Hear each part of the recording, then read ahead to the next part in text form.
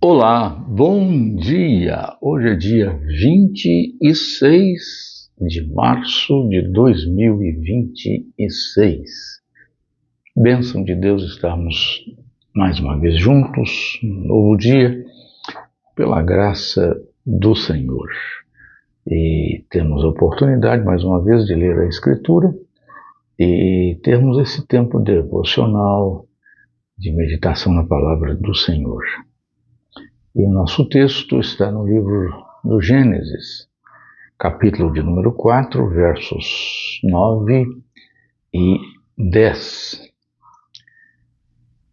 Vou ler esse trecho, diz respeito ao diálogo, ao encontro de Deus com Caim. E assim nós lemos. Disse então o Senhor a Caim: onde está Abel, teu irmão? Ao que lhe respondeu Caim: não sei. Acaso sou eu guardador do meu irmão? Então disse Deus: que fizeste? A voz do sangue de teu irmão clama da terra a mim. Nós temos trabalhado, estudado, meditado em algumas perguntas que temos nas Escrituras. E vamos fazer isso aí por muitos dias, ao longo dos livros da Escritura. Claro, nem todas as perguntas, mas algumas delas, como a que fizemos em relação, por exemplo, a Pilatos, que farei de Jesus chamado Cristo? De Deus com Adão: Adão, onde estás? E agora Deus falando com Caim e perguntando de forma direta: Caim, onde está Abel, teu irmão? E a resposta, que tem duas partes, né? A primeira é: não sei. E ele então emenda: sou acaso guardador do meu irmão? Ele devolve a pergunta a Deus com uma pergunta, ou devolve a pergunta de Deus uma pergunta: acaso sou eu guardador do meu irmão? Algumas coisas muito significativas. Na verdade, são três perguntas, porque logo depois Deus vai dizer no verso 10: que fizeste? Então, o primeiro aspecto que vemos aqui é o confronto que Deus estabelece a Caim e também a nós com relação aos nossos atos. O confronto que Deus estabelece com Caim com relação aos atos de Caim. Isso extensivamente nos atinge. Deus então pergunta: onde está Abel, teu irmão? É a mesma coisa com Adão. Onde estás, Adão? Deus sabia onde estava. Deus conhecia muito bem a situação de Abel naquele momento. Tanto é que no verso de número 10, Deus deixa isso claro. Quem fizeste? Então não sabia o que Caim tinha feito com Abel? Claro que sabia. Mas essas perguntas envolvem essa necessidade de confrontar-nos com os nossos atos delituosos. O objetivo de Deus aqui, nesse caso, não é simplesmente para estabelecer uma danação, uma condenação sobre Caim, mas para despertá-lo em relação a este fato do delito, do pecado, do crime, no caso aqui, que ele havia cometido, porque quando você é confrontado e despertado para aquilo que você cometeu, você está sendo colocado na estrada e no caminho da solução daquele conflito, daquele problema, daquela situação. Então, o propósito de Deus era esse. Ele sabia onde Abel estava e sabia o que tinha sido feito com ele, mas ele confronta Caim com seus próprios atos. O segundo aspecto que vemos aqui é ou são as respostas de Caim. Primeiro, ele demonstra, claro, a tentativa de isenção de responsabilidade, mentindo abertamente. Onde está Abel, teu irmão? Caim respondeu, não sei. Ele sabia. Mas a tentativa de negação, de evadir-se, de esquivar-se, de fugir, de isentar-se de responsabilidade, estabelece a mentira. E aí, como diz a própria Escritura, um abismo puxa outro abismo. A verdade, ela normalmente vem sozinha, mas a mentira para se compor, o crime para se compor, costumeiramente precisa de uma composição de um outro delito, de um outro crime.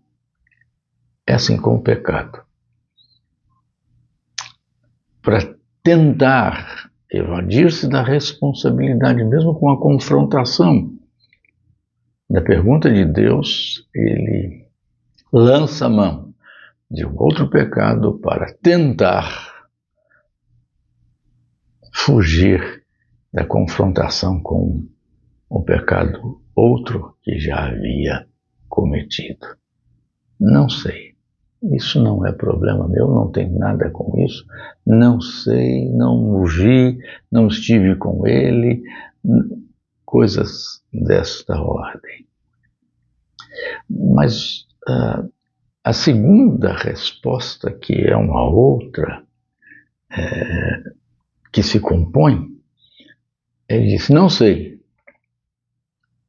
E então ele, sarcasticamente, diz, acaso sou eu guardador, tutor do meu irmão?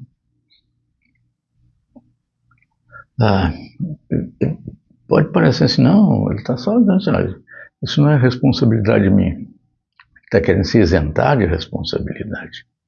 E o pior é que ele está dizendo que a responsabilidade é de Deus. Nós sabemos que Deus se agradou da oferta de Abel e rejeitou de Caim, etc. E por ciúme, seja lá o que for, ele, movido dessa maneira, mata o irmão. Então, o que ele está dizendo basicamente é o seguinte, eu não sou o tutor, o responsável, o senhor, o guardador, o guardião do meu irmão. O senhor é que é. O senhor é que tem que dar conta. O que ele está dizendo para Deus é exatamente isso. Ele é o queridinho do Senhor. Ele é o queridinho do Senhor. O Senhor cuida tanto dele, o Senhor preocupa tanto com eles. Ele é o preferido do Senhor. E eu que vou dar conta dele, o Senhor é o responsável. A responsabilidade, portanto, é de Deus. Tragédias como a que vimos aqui em Juiz de Fora, claro, devido a problemas climáticos, etc. Mas de quem é a responsabilidade? De Deus. Não, peraí, calma. Onde está o teu irmão? Aí a responsabilidade é sua em relação a ele, do poder público. Agora, medidas, vamos controlar, examinar, 60 dias suspensos, alvarás, a permissão para construir. Agora?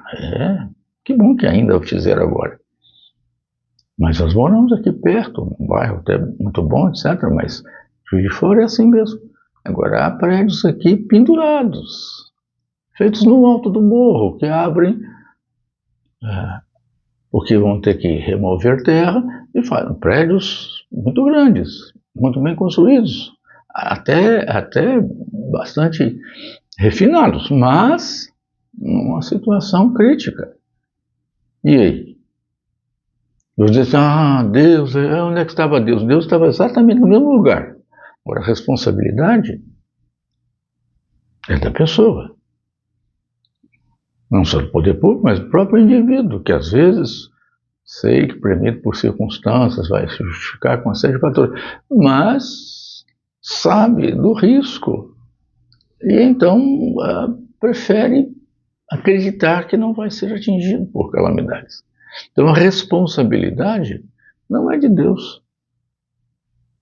Isso foi o que Caim quis lançar no rosto do Senhor. Eu não sou guardador do meu irmão, o Senhor é que é. O Senhor não é Deus. Então a responsabilidade é do Senhor. O Senhor tem que saber onde ele está ou o que aconteceu com ele. Eu não tenho responsabilidade nenhuma. Isso é muito triste. Tentar responsabilizar os outros, sobretudo a Deus, para que eu seja isento de responsabilidade. Mas essa pergunta nos leva a uma reflexão como a resposta de Caim: eu não sou tutor do meu irmão, ou acaso sou eu guardador do meu irmão? É preciso que nós tenhamos a consciência de que somos levados à indicação de um compromisso de auxiliar em relação ao nosso irmão. Isso em sentido pessoal e em sentido global. Sou eu, acaso, responsável, tutor, guardador do meu irmão? Sim, eu sou. Pessoalmente, em socorrer, ajudar, amparar ao meu próximo que está carente, necessitado, em situação de dificuldade ou risco. E de forma global, estrutural, posicionando-me contra situações, seja de violência contra a criança, mulher, contra qualquer pessoa, seja em relação ao meio ambiente, seja em relação à família, aos costumes que ferem a palavra do Senhor. Eu tenho responsabilidade nesse sentido, sem dúvida nenhuma, em termos estruturais, contra a discriminação, o racismo, o preconceito. Então nós somos seres que vivem integradamente. E essa resposta ou pergunta, né? Acaso sou eu guardador do meu irmão? Então Deus me perguntou: o que fizeste? Você é assim, olha o que você fez. Que Deus me abençoe e abençoe você, a cada um de nós, para que tenhamos consciência da nossa responsabilidade diante de Deus em relação aos nossos atos, sobretudo com os nossos irmãos. Amém. Amém.